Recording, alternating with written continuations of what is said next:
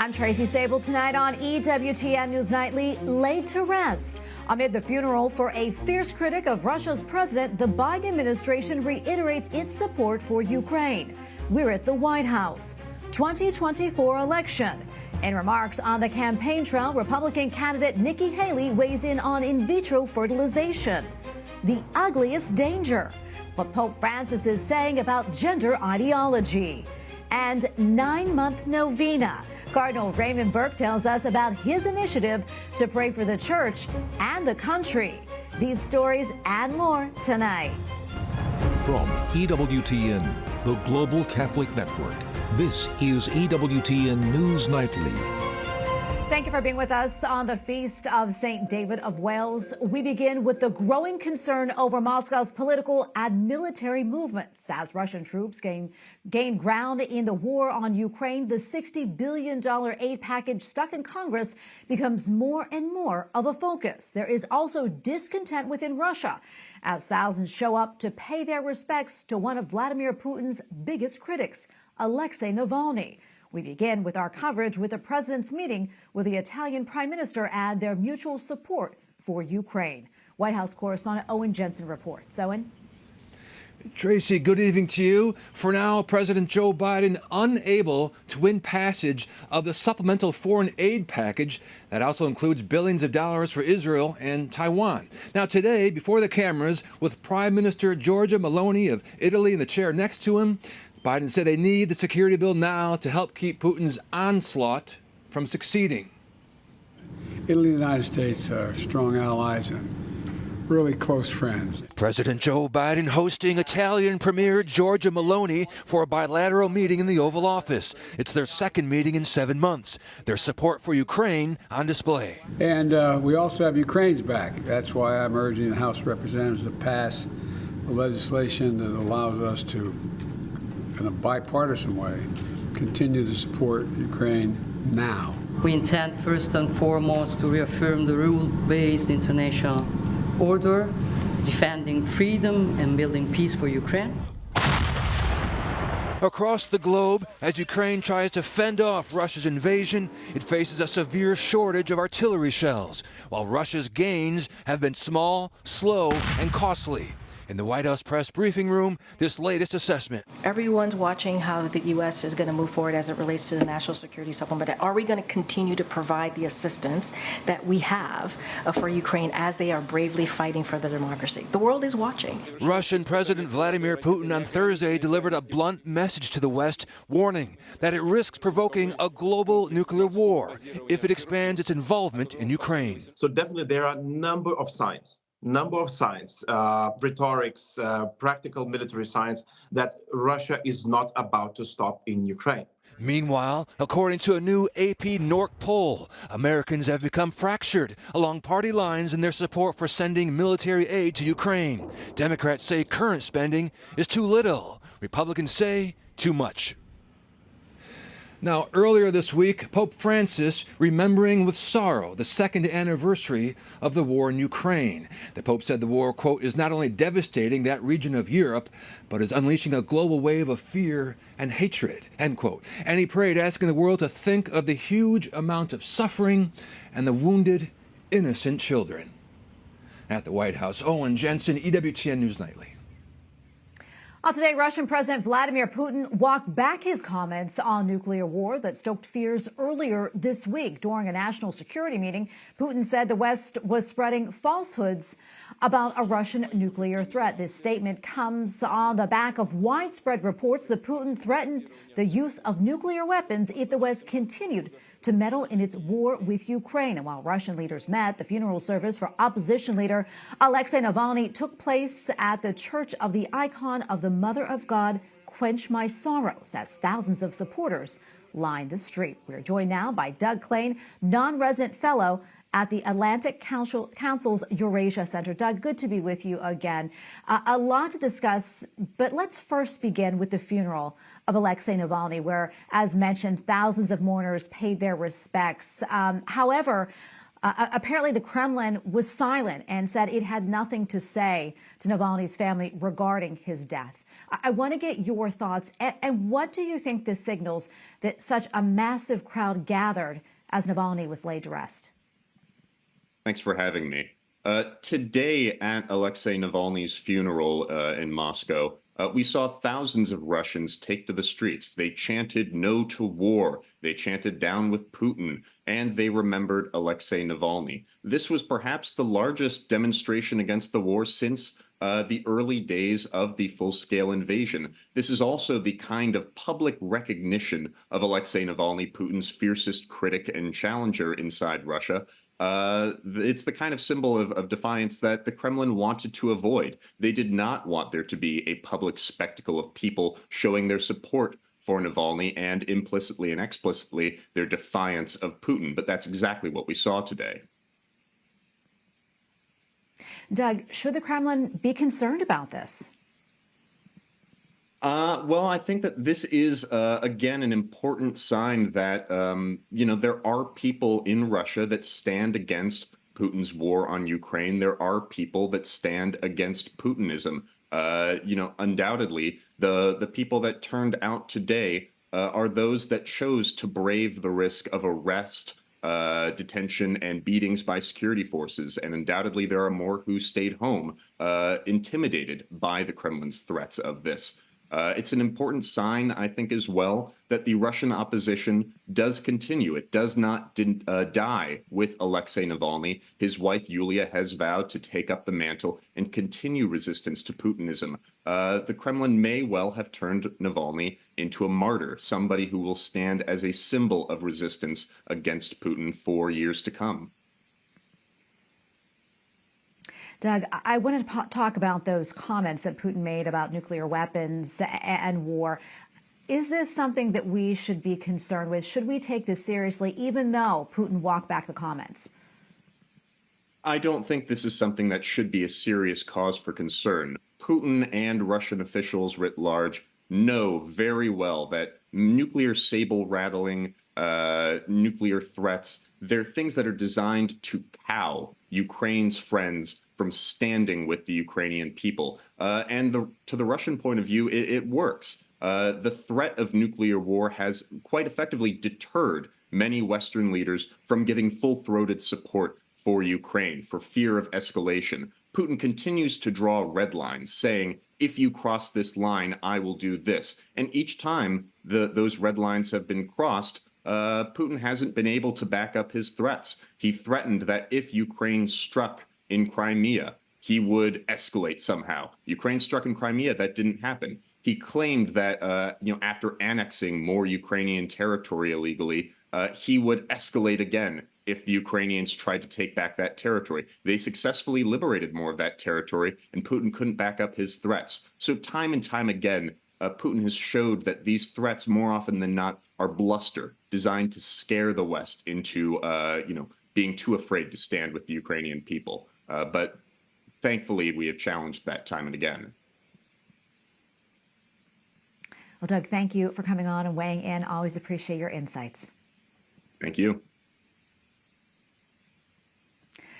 Well, in the same meeting with the Italian Prime Minister, President Biden announced the U.S. will begin airdropping humanitarian assistance into Gaza. It comes one day after more than 100 Palestinians died as they rushed food trucks and Israeli troops opened fire. No excuses, because the truth is, aid flowing to Gaza is nowhere nearly enough. Now, it's nowhere nearly enough. Innocent lives are on the line, and children's lives are on the line. And we won't stand by and let until we get more aid in there. We should be getting hundreds of trucks in, not just several. And I won't stand by. We won't let up, and we're not going to pull out.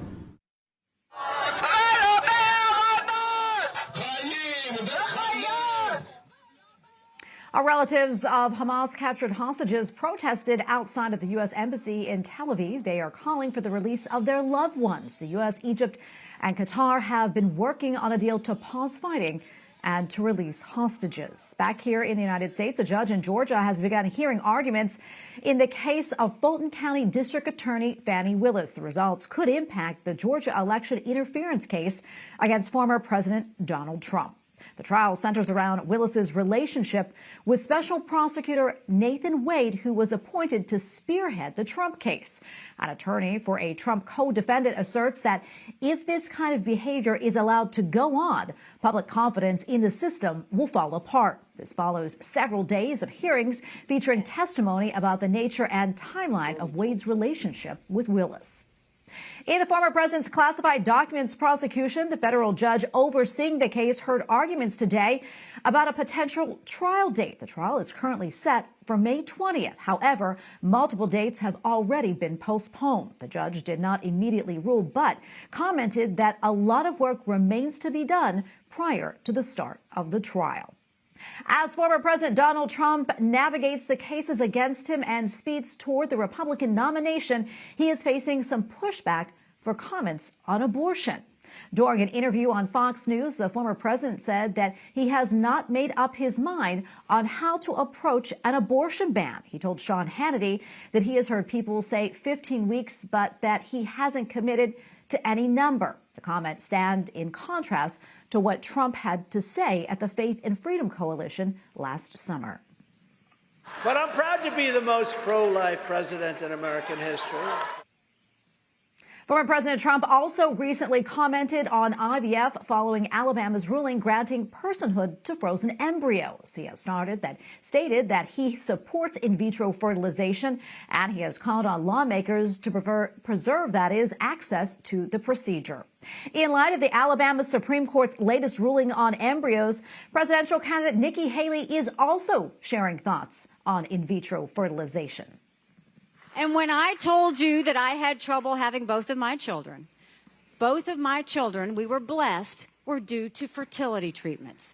We need to make sure that every state in the country allows these parents access to IVF and fertility treatments. In a previous statement, Haley said that she believes a frozen embryo is a baby, but at the same time suggested that the Alabama Supreme Court should, quote, go back and look at the law. Haley says that she was deeply concerned when 3 fertility clinics closed down in the wake of the ruling. The Catholic Church opposes IVF. A newly released transcript reveals Hunter Biden remained defiant during his closed-door testimony before the House Oversight and Judiciary Committees earlier this week. He was questioned as part of their impeachment inquiry. The investigation centers on Hunter Biden's work overseas for Ukraine and other countries. Republicans are trying to build a case that the president benefited from it. Hunter was adamant when answering lawmakers, saying, all I know is this: my father was never involved in any of my business ever, never received a cent from anybody or never benefited in any way, never took any actions on behalf in any way. And I can absolutely 100% state that is not just in my case, but in every family member's case. While we still have a lot more to come here on EWTN News Nightly, including shutdown avoided, how lawmakers are reacting to yet another temporary fix in Congress. And we talked to Cardinal Raymond Burke about how he is praying for the church.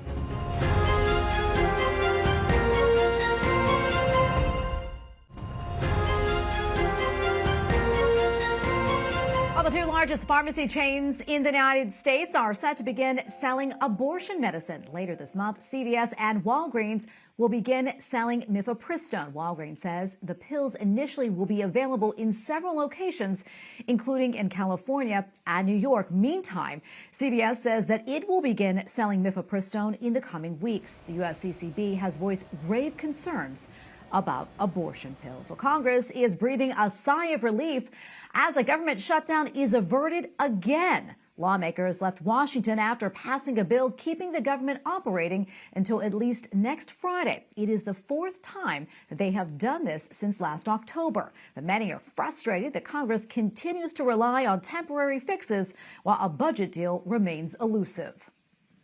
This is ridiculous. And this is what the leadership in both parties, this is what they're elected to do, is to get an agreement, put a bill on the floor, and let us vote. I mean, for those of us who are not in leadership, we don't have any say in this, none at all. Now, I haven't seen a single piece of text. So what's the solution? So you'd say a CR till the end of the year and just start on 2025? No, I would not at all support a CR to the end of the year.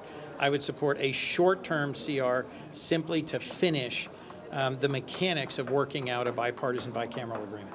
Others are not so optimistic. More likely to just do a bunch of short-term CRs or one long-term CR until the end of the fiscal year and probably until after the election. That would trigger 1% across the board cuts. Others fear they'll be faced with passing a huge bill.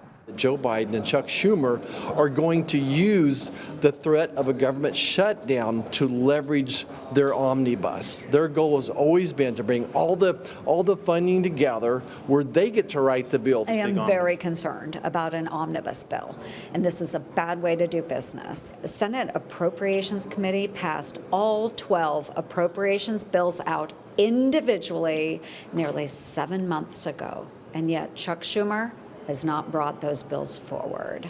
And House Democrats continue to insist on clean funding bills. House Democrats will not allow any policy writers that gut life-saving programs and limit access to reproductive care. We want common sense solutions to fund our government. While House Speaker Mike Johnson says Republicans are slowly getting a handle on spending. The appropriations process is ugly. Democracy is ugly. This is the way it works every year, always has, except that we've instituted some new innovations. We broke the omnibus fever, right? That's how Washington has been run for years. Congressional leaders say they hope to have a budget deal done by this weekend, so lawmakers can get to work on passing funding bills next week. Some House conservatives continue to demand Speaker Johnson keep fighting to include pro-life provisions. Up next on EWTN News Nightly, the ugliest danger of today. Hear what Pope Francis is saying about gender ideology. Plus, we talk with Cardinal Raymond Burke about a 9-month novena for the Church.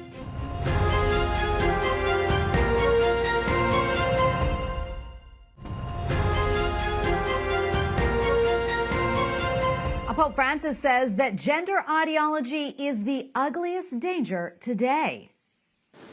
È l'ideologia del gender che annulla le differenze. Speaking at a conference at the Vatican, the Holy Father added that gender ideology seeks to blur the difference between men and women. He said that erasing those differences is erasing humanity, and that man and woman combine for, quote, a fruitful tension.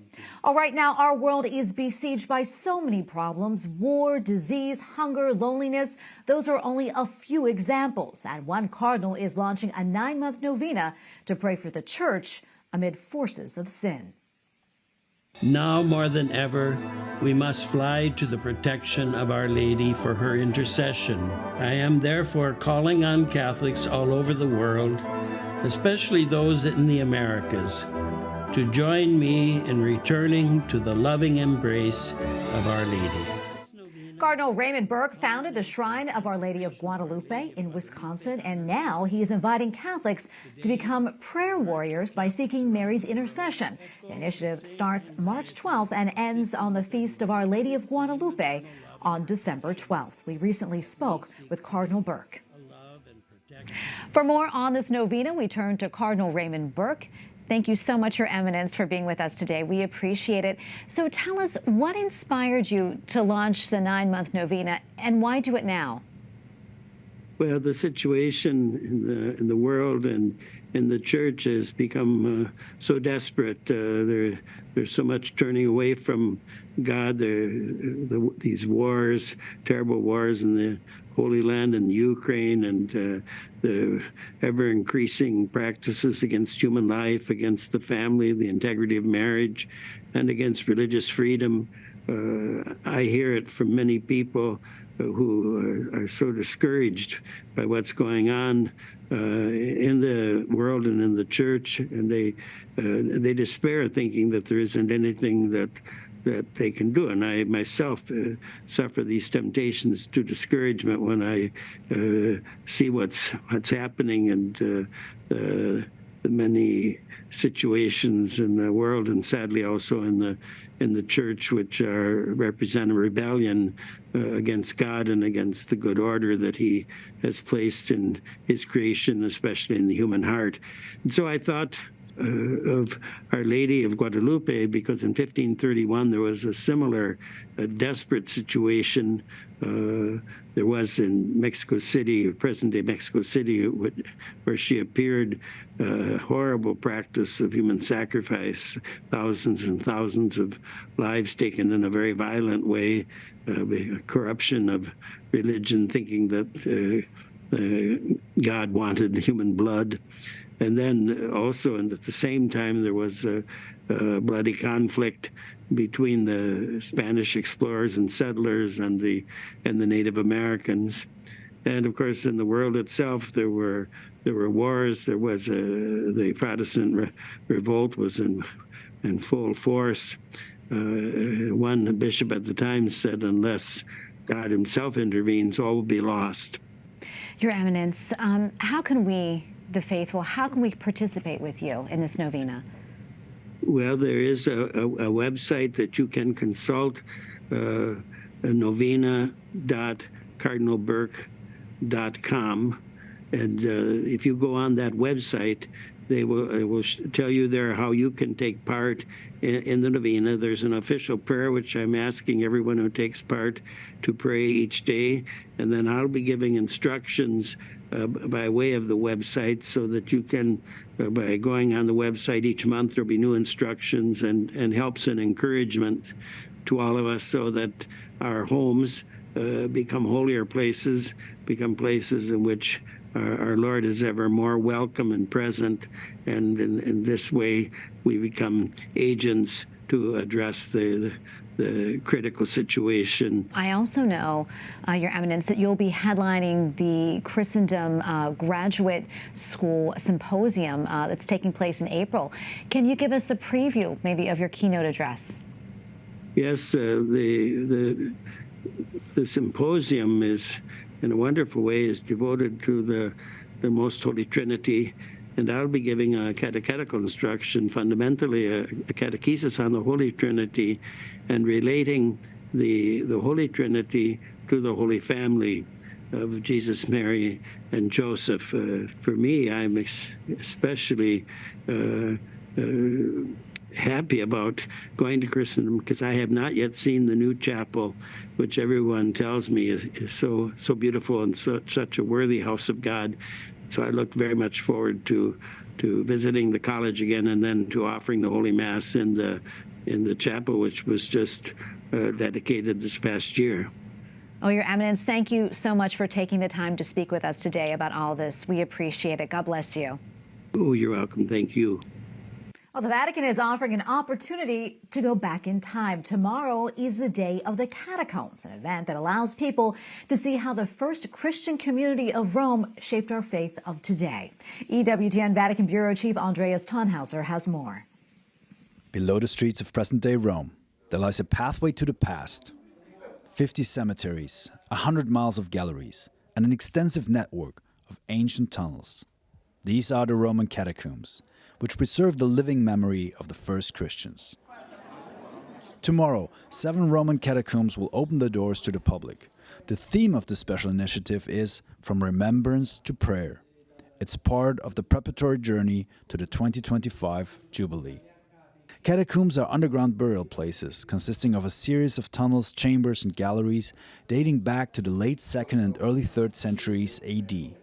It was there that the early Christians buried and commemorated the dead during times of persecution. The term itself, catacomb, comes from the Greek language, and it means near the hollows.